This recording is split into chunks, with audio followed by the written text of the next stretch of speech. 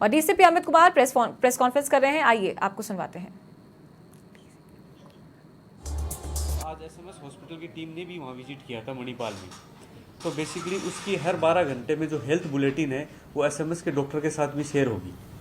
तो डॉक्टर्स का पूरा पैनल जो एसएमएस हॉस्पिटल के वो परिजनों के और मणिपाल हॉस्पिटल का जो पैनल है डॉक्टर का जो इलाज कर रहे हैं उनके पूरा टच में, और उसकी हेल्थ को लेके सीएम साहब के निर्देश पे सभी लोग हाईली कंसर्न है, और जो कुछ बेस्ट हो सकता है वो हम लोग कर रहे हैं। अभी क्या पोजीशन है वो? अभी स्टेबल है, मतलब अभी बात कर रहा है। तो आज जैसे राज्यवर्धन जी भी मिले थे उनसे, तो ये स्थिति है। इनके जो फादर साहब थे वो आर्मी से रिटायर थे और फिर पीएनबी बैंक में ही संभवतः गार्ड थे, और ये भी शायद 15-20 साल से पीएनबी बैंक में था। मूलतः झुंझुनू के रहने वाले नरेंद्र, तो ये इनका ये ग्राउंड है।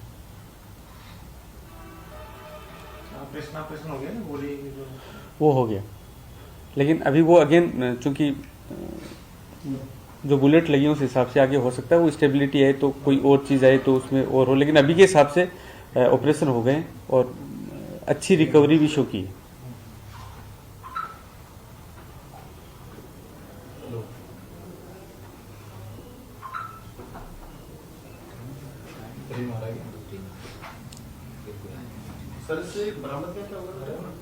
इससे एक पिस्टल, एक टॉय पिस्टल बरामद हुई है, और कारतूस, 2 जिंदा कारतूस मौके पे मिले थे और 2 खाली कारतूस मिले थे, और एक जिंदा कारतूस जो है इसकी जेब से मिला था। घर से? जेब से घर से कैसे? अभी नहीं हुई जब्ती उसकी। पिस्टल कैसे? टॉय पिस्टल बेसिकली डराने के हिसाब से जितने ज्यादा हथियार होंगे, अब वो तो एक अगर हथियार फायर करने वाला है और दूसरा नहीं भी करे उस हथियार से फायर, तो अगला तो यही लगेगा ना कि इससे फायर भी कर सकते हैं। तो टॉय पिस्टल और दिखती पिस्टल जैसी ही है।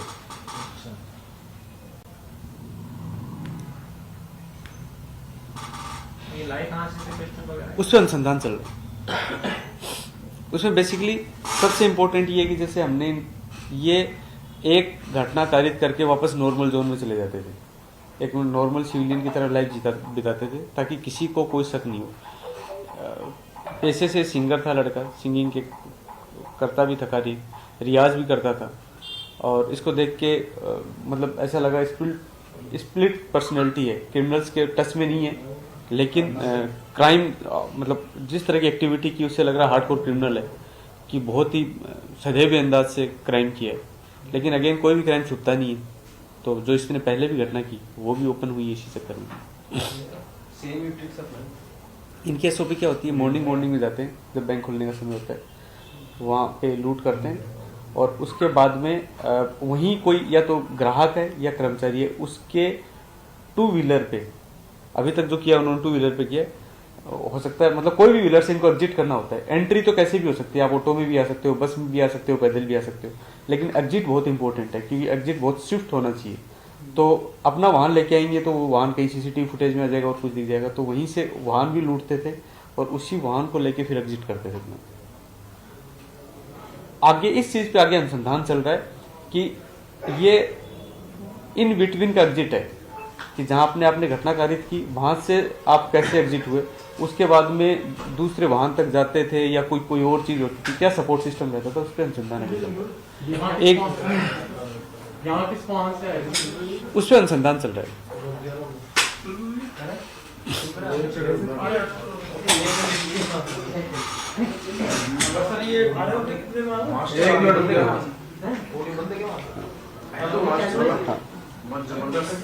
तो हमारा ऑफिस थोड़ा सा छोटा है, तो आप लोगों को थोड़ी सी डिस्कम्फर्ट होगी।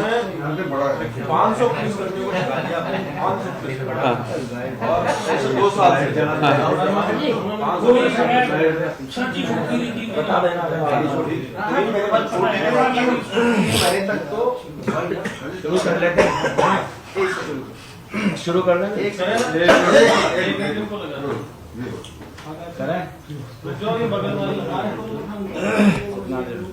मैं एक बार 2-4 मिनट में आपको दोबारा चलो एक बार लोगों को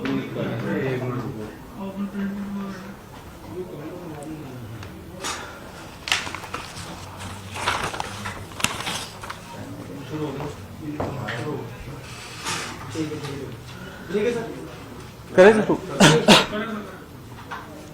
एक बार पहले मैं आपको छोटा 2 मिनट में ब्रीफ कर दूं कि एक तो इन्वेस्टिगेशन की मजबूती के लिए हम ये कर रहे हैं कि हमारे एसएचओ साहब हैं वो सीपी साहब के निर्देश पे कि जब तक इन्वेस्टिगेशन कंप्लीट नहीं होगी, जब तक वो पुलिस कस्टडी में चलते रहेंगे, तब तक नया थाना ज्वाइन नहीं करेंगे, कंटिन्यू करेंगे।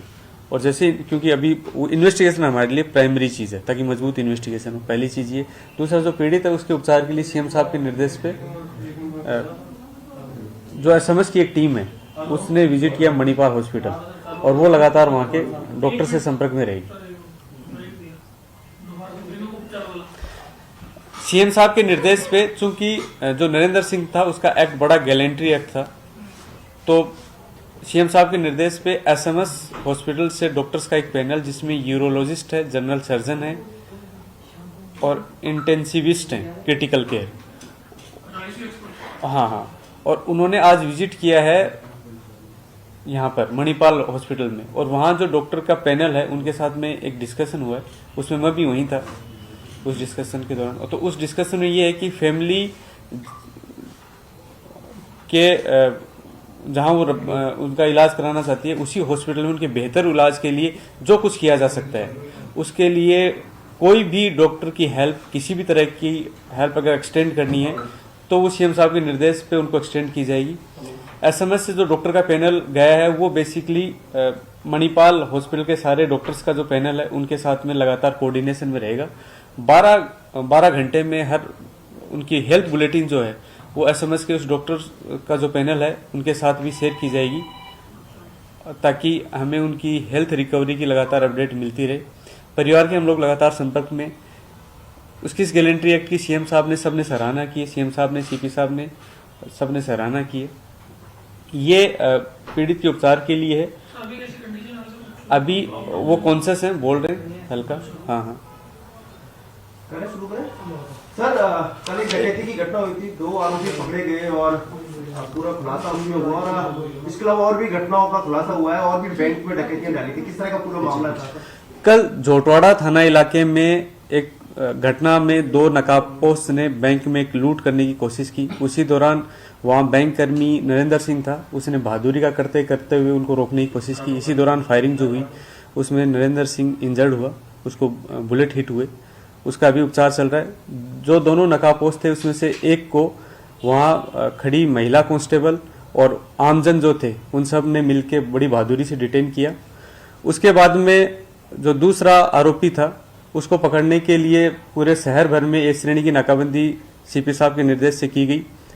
10 टीमों का गठन आरोपी को डिटेन करने के लिए किया गया, जिसमें कमिश्नरेट की टीम, झोटवाड़ा की टीम, करधनी की टीम, अलग अलग टीमें शामिल हुई। हमारी टीमों ने पूरी मुस्तैदी से टेक्निकल जो भी हमें साक्ष्य प्राप्त हो रहे थे या एक मुलजिम जो हमारे पास था उससे जो भी चीज़ें प्राप्त हो रही थी उस आधार पे टीमों ने अलग अलग जगह सर्च करना शुरू किया। जो मनोज मीणा था उसको सोडाला थाना इलाके से डिटेन किया गया सीएसटी के सहयोग से। अभी उसके भी चूंकि उसी गुत्थम गुत्थी में उसके पैर में गोली लगी है तो वो अभी एसएमएस हॉस्पिटल में भर्ती है। दूसरा आरोपी जो भरत मीणा जिसको मौके से डिटेन किया गया था, उससे जब अनुसंधान चल रही थी, उससे जब पूछताछ चल रही थी और उसी पूछताछ के क्रम में वो अपने अन्य साथियों की छुपे होने के स्थान पे पुलिस को ले जाना चाह रहा था। उसी क्रम में उसने पुलिस की गिरफ्त से भागने की कोशिश की, उसी क्रम में उसको पैर में चोट लगी। अभी उसको बाद उपचार के गिरफ्तार कर लिया गया है।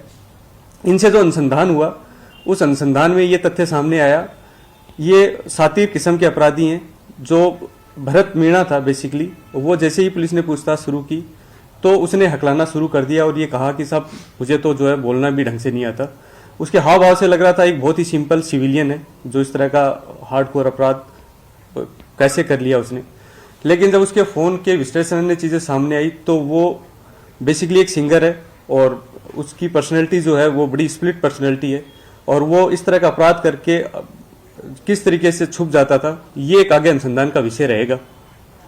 इनसे जब आगे और अनुसंधान के क्रम में, पूछताछ के क्रम में जो बातें हुई और जो तथ्य निकल के सामने आए तो 2 अन्य वारदातें जो जयपुर राजधानी क्षेत्र में हुई, जो एक 2022 की घटना है जो सेंट्रल बैंक में हुई विधायकपुरी में, एक 2023 की घटना है जो श्यामनगर थाना क्षेत्र में हुई इंडियन ओवरसीज बैंक में, और वो दोनों घटनाएं भरत मीणा जो आरोपी है उसने अपने एक अन्य सहयोगी के साथ कारित करना बताया। उस अन्य सहयोगी की भूमिका की अभी अनुसंधान किया जा रहा है। उसके कुछ साक्ष्य पुलिस को प्राप्त भी हुए हैं, उस पर अभी अग्रिम जो है साक्ष्य जुटाने का प्रयास पुलिस द्वारा किया जा रहा है। सर कुछ रूट मैप और